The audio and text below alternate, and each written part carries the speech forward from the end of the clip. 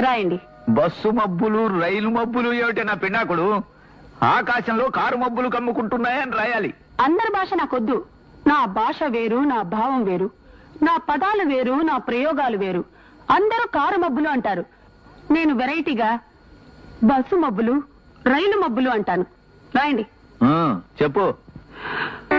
రైలు మబ్బుల వెనక నుంచి చంద్రుడు వంగి చూస్తున్నాడు. ఏమిటి? చంద్రుడు వంగి చూస్తున్నాడా? పాప నడుంగాని పట్టేసిందే. అబ్బా రాయండి. ఎడారిలో పడవ మీద ప్రయాణిస్తున్నా. ఎడారిలో పడవలు ఎక్కడ ఉంటాయా? అన్ని ఇసుక దెబ్బలేగా. అబ్బా చోలు మూసుకుని రాయండి.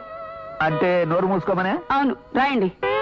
పడవ మీద ప్రయాణిస్తున్నా కుమార్ రాజాకి ఆకలి వేసి కడుపులో కుక్కలు పరిగెడుతున్నాయి. ఇది మరీ చండాలంగా ఉంది.